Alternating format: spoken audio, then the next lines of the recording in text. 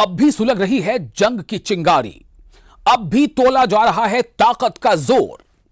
जंग के बहाने तलाश रहा है दुश्मन। जी हां, जंग के बहाने तलाश रहा है दुश्मन। इसराइल ईरान में जंग के पुख्ता इशारे। क्या ईरान में अब ऐसे धमाके होने वाले हैं जैसे यमन में हुए हैं? क्या यमन वाला ऑपरेशन ईरान में अंजाम दिया जा सकता है? अगर ऐसा हुआ तो उसके लिए पहले मोसाद का इस्तेमाल किया जाएगा। दुनिया ऐसा ही समझती है, क्योंकि इसराइल बगैर मोसाद के जंग के मैदान में एक कदम भी आगे नहीं बढ़ता। और इसराइल ही क्या, कोई भी देश, उसका खुफिया तंत्र, उसकी खुफिया जांच एजेंसी और उसकी जासूसी नेटवर्क पहले वो कदम आगे बढ़ाता है, फिर तब जंग का ऐलान होता है या जंग की शुरुआत होती है। तो मोसाद ने कहीं ना कहीं तैयारी क्या पूरी कर ली है, क्योंकि टारगेट लोकेशन हासिल करने वाला मिशन मोसाद ही अंजाम देगा।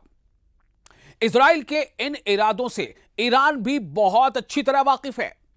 ईरान अब कोई कच्चा खिलाड़ी नहीं रहा।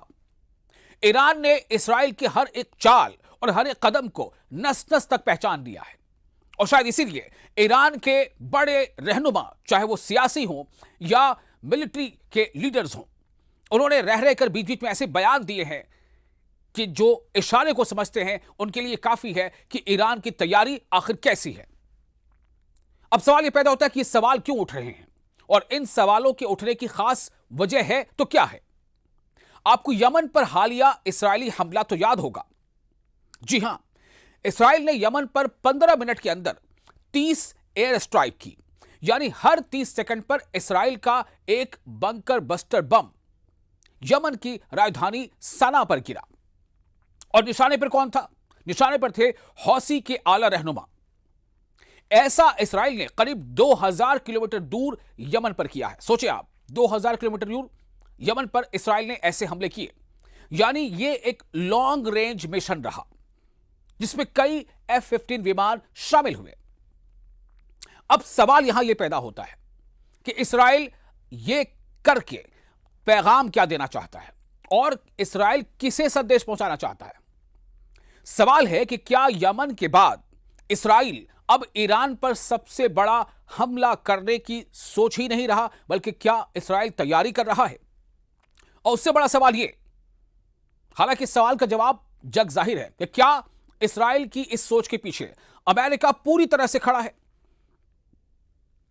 ऐसा अटैक जो 13 जून को तेहरान समेत ईरान के कई शहरों पर हुए थे, क्या इस्राएल फिर एक बार ऐसा कदम उठाने जा रहा है? और अगर वो ऐसा करता है तो क्यों? और अगर अमेरिका की भी इसको पुष्टपनाही हासिल है तो क्यों? और अमेरिका ही नहीं बल्कि नाटो के ममालिक भी अगर खामोश तरफदार ही नहीं बल्कि मददगार भी हैं तो क्यों? कई ऐसे सवाल हैं। ईरान की सेना के चीफ ऑफ स्टाफ कह चुके हैं कि उन्हें शक है कि इस्राएल सीज फायर का उल्लंघन जरूर करेगा।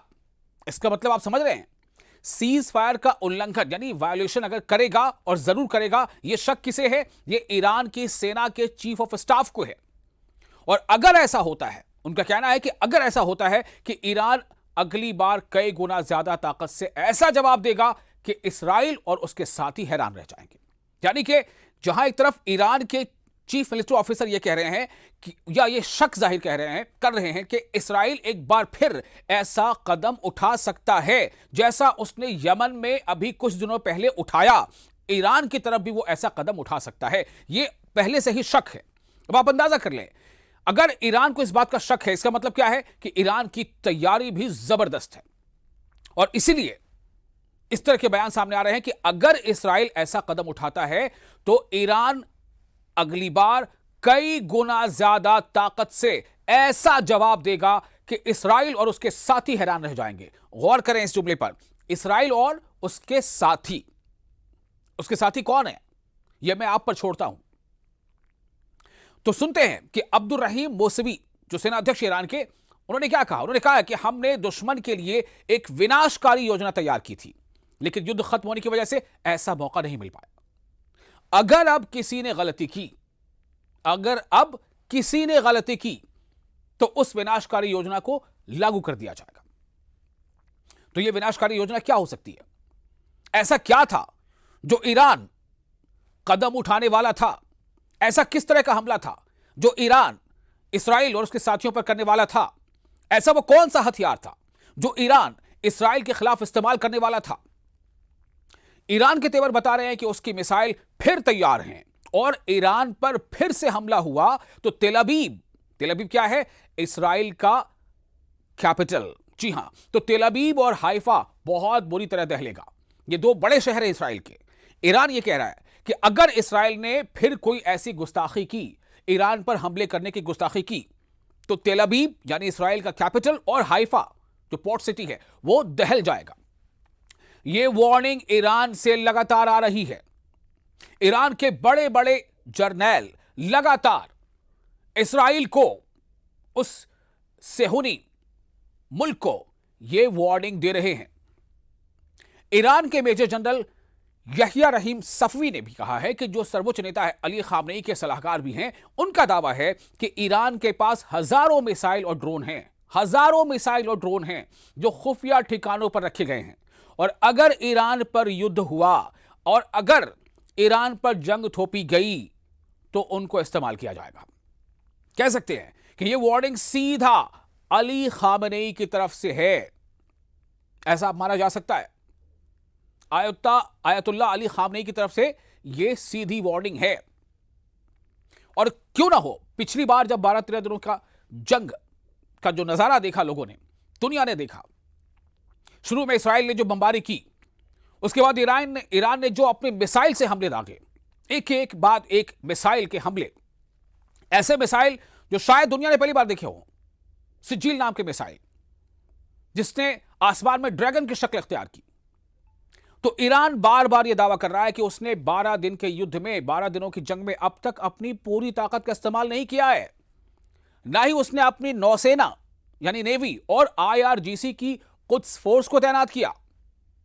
लेकिन ईरान कह रहा है कि अगर दोबारा जंग थोपी गई तो इसका नतीजा इसराइल की संपूर्ण तबाही होगी, मुकम्मल तबाही होगी, मुकम्मल खात्मा होगा, इसराइल का मुकम्मल सफाया होगा। मेजर जनरल यहिया रहीम सफवी का दावा है कि उनका परमाणु कार्यक्रम और मिसाइल टेक्नोलॉजी ईरान के वैज्ञानिकों की मेहनत का नतीजा है और उसे तबाह नहीं किया जा सकता। ईरान ने हजारों मिसाइल और ड्रोन का जो प्रोडक्शन किया है और सभी सुरक्षित जगहों पर रखी गई हैं। क्यों ये बार बार कह रहे हैं? वो इसलिए भी कही जा रही है बात क्योंकि इसराइल ने पिछली बार कई बार ऐसे दावे किए थे अपने हमले से कि हमने मिसाइल का जो जखीरा था वो तबाह कर दिया है।